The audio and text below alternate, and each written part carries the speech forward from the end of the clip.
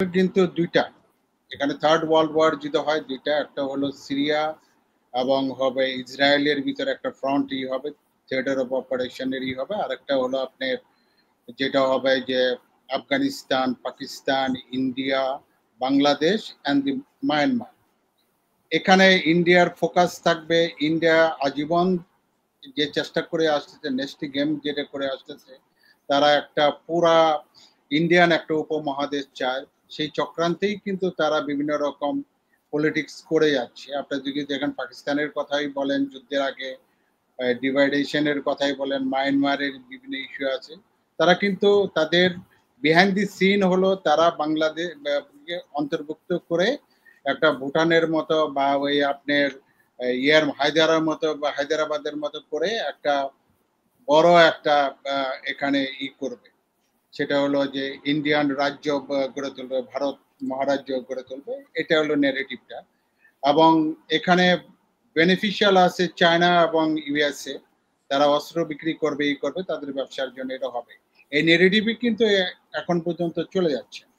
তো এখন come to the point, এই ফ্যাক্টরগুলো কোথা থেকে আসলো? দেখেন 1973 সালে যদি দেখি, শান্তুল আর্মা খুব আন্ডারগ্রাউন্ডে থেকে সে বিভিন্ন গাছে গাছে পোস্টার দিয়েছিল, বাঙালি রক্ত নিবাও, পাহাড় স্বাধীন করবা এবং পাহাড়ি অস্ত্র ধরো, চট্টগ্রাম স্বাধীন করো। এই ধরনের পোস্টারিং কিন্তু সে 1973 সালে গোপনে আন্ডারগ্রাউন্ডে থেকে এগুলো করেছে।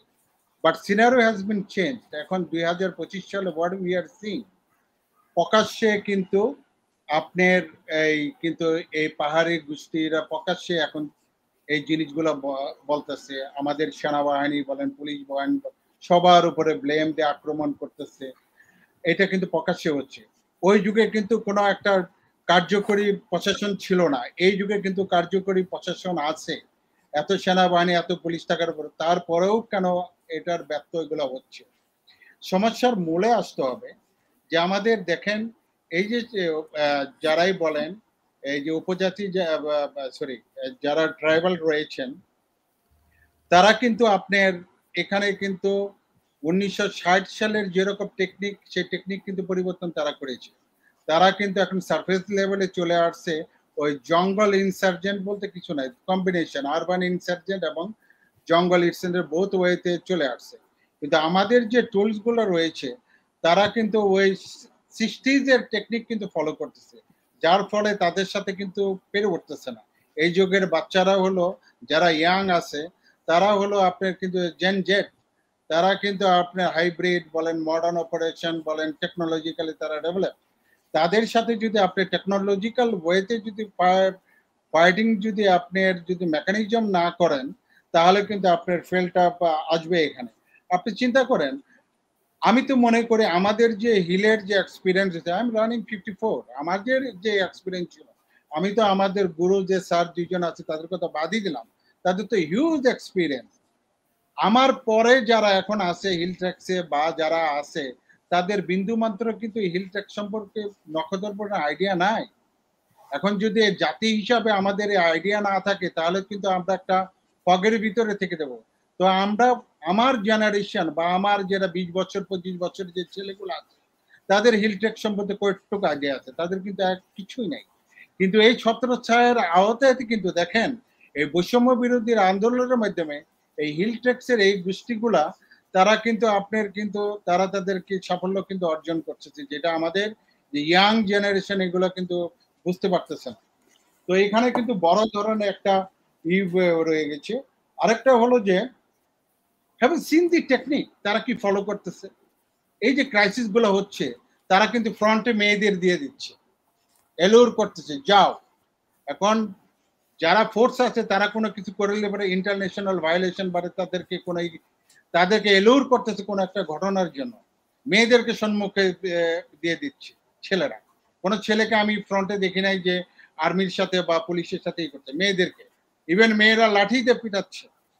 আমাদের যে সদস্য আছে, তারা কিন্তু নীরবে তারা কিন্তু সহ্য করে যাচ্ছে। এটা কিন্তু তাদের একটা টেকনিক, যে কিছু করো, কিছুই করো, আর একটা ইস্যু আমরা বানাবো। কিন্তু এগুলো ফেল কেন হচ্ছে? এই যে এত কিছু, এটা ফেল কেন হচ্ছে? এই যে আজকে যে ঘটনা হলো, এটা ফেলের মূল কারণ কি? আমরা কিন্তু থ্রেট অ্যাসেসমেন্ট কিন্তু করতে পারি নাই।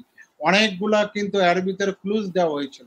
কিছুদিন আগে আপনারা যদি দেখেন ত্রিপুরা রাজা ডিরেক্টলি বলেছেন এবং সে ভারতের স্বরাষ্ট্র মন্ত্রণালয়কে মন্ত্রীকে বলেছেন যে attack Bangladesh and capture the airport directly. কিন্তু এটা যদি এই কথাটা যদি আমরা সহজভাবে নেই তাহলে কিন্তু হবে না। এটার ভিতরে নিহিত কি আছে এটা কিন্তু রিসার্চ করে তারপরে কিন্তু করা উচিত ছিল।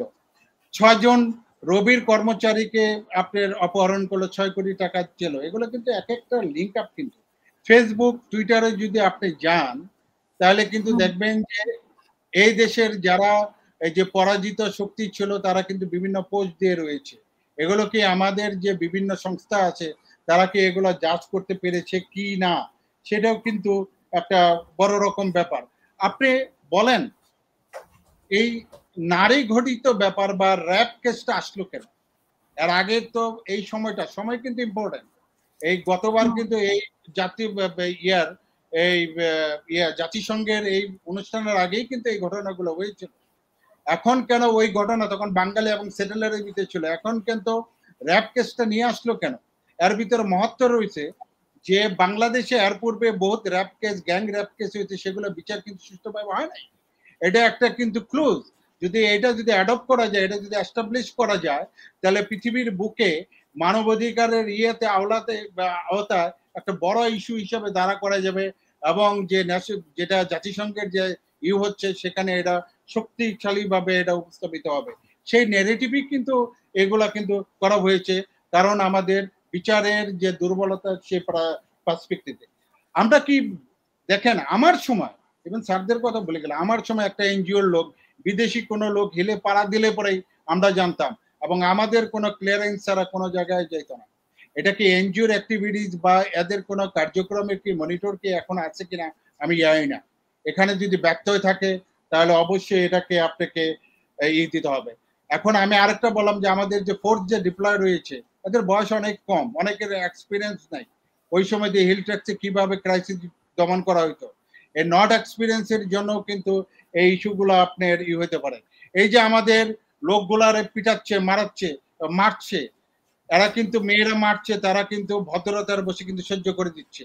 এর ফলে কিন্তু আপনি এরা কিন্তু আরো গার্ডস পাচ্ছে, এটা কিন্তু প্রমাণিত হচ্ছে, আরো তারা কিন্তু অ্যাগ্রেসিভ হচ্ছে। আর এগুলো ফুয়েল কোনগুলা দিচ্ছে আপনি দেখেন, সরকার বিরোধী এবং পলাতক যে গোষ্ঠীগুলা বিভিন্ন জায়গায় রয়েছে তারা প্রচুর পরিমাণে টাকা এর পিছন দিচ্ছে। তাদের ইনস্টাগ্রাম যদি দেখেন, টুইটার যদি দেখেন, ফেসবুকে দেখেন, তারা কিন্তু বহুদিন আগে থেকে বিভিন্ন রকম ন্যারেটিভ দিয়ে আসতেছিল। আপনার ইলেকশনের একটা কিন্তু বড় ফ্যাক্টর এখানে কিন্তু রয়েছে। এক পার্টি বলছে ফেব্রুয়ারির ভিতরে ইলেকশন হতে হবে, আরেক পার্টি বলছে যে না, পিআর না হওয়া পর্যন্ত করা হবে না। আমাদের পার্শ্ববর্তী দেশের হলো এমন একটা সরকার আসবে, সেই সরকারে আমি নতুন জানো যা বলবে সেইটা কম না হলে পরে আমি এখানে হইতে দেবো না। ইউরোপিয়ান ইউনিয়ন বা যারা বলতেছে তারা বলতেছে এখানে আমলিকরে বা বিভিন্ন যারা এদেরকে ইনক্লুড করে একটা ইনক্লুসিভ এখানে দিতে হবে।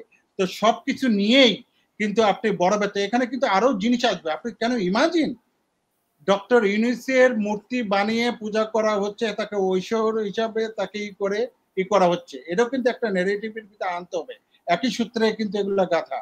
তারপরে যদি আমরা বলি যে এখানে যদি যদি বলি শান্তুল আর্মার যে নাতি, সেও কিন্তু বিবৃতি দিয়েছে যে we don't want any army camp in the মানে হিলটক্স এরিয়া। এগুলো কিন্তু একটার সাথে আরেকটা কিন্তু জড়িত। কিন্তু আপনি কেন ইমাজিন আমার সময়ে, স্যারদের সময় 400 অ্যাবাভ ক্যাম্প ছিল, সেই ক্যাম্পে এখন আসছে 200 এর ভিতরে।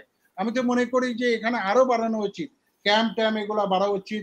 আমাদের এখন যেটা হলো যে মডার্ন টেকনোলজির যুগে যে টেকনিকগুলো অবলম্বন করতে হবে, ইন্টেলিজেন্ট ফিউশন সেন্টার করতে হবে, সাইবার ওয়ারফেয়ারের জিনিসগুলো করতে হবে, ড্রোন এন্ট্রি ড্রোন মেকানিজম এখানে করতে হবে। মানে আপনি হাইব্রিড ওয়ারফেয়ার আদলতে এটা চিন্তা করতে হবে। ওই আগের যুগের যে ইনসার্জেন্সি অপারেশনের উপরে কনফাইন থাকলে পরে আমাদের কিন্তু দেখা যাবে যে আমরা আরো বিপদ দিকে নিয়ে আসতেছি। আরো এই হিলট্যাক দেখা যাবে যে আমাদের বার্গেনিং একটা ইস্যু, অলরেডি তো বার্গেনিং ইস্যু রয়েছে। সেভেন সিস্টারের যে চিকেন নেক, ইন্ডিয়া জানে যে এটা বার্গেনিং ইস্যু। এখন তারা ফেনীর যে চিকেন নেক এটাকে তারা করে রাখছে যে কোনো মতে ওইটা চলে গেলে পরে এটা আমরা করে দেবো, আমরা স্টেটিক একটা পাবো, একটা পোর্ট পাবো, আর আলটিমেটলি যদি ট্রাইবালের মাধ্যমে আমরা যদি এটা করতে পারি, একদিনে এই ল্যান্ড লক কান্ট্রিটা ওই যে ট্রাইবালটা যদি হয় তাহলে আমরা এটা দখল করে নিয়ে যাবো। তো ওভারঅল নেগেটিভ এগুলো যদি আমরা দেখে যদি পারসিভ না করে যদি আমরা অগ্রসর না হই, তাহলে ভবিষ্যতের জন্য আমাদেরকে অনেক খেসারত দিতে হবে এবং প্রত্যেকটা জনগণকে সচেতন হতে হবে যে হিল ট্রেক্স আমার, এই দেশ আমার, 1 ইঞ্চি জমি এখানে ছাড়া যাবে না। এবং এই দেশের প্রত্যেকটা লোক কোনো ডেফিনেশনে দিতে হবে না, ট্রাইবালও থাকবে না বা আদিবাসী বাঙালিও না, সবাই বাংলাদেশি এই দেশে।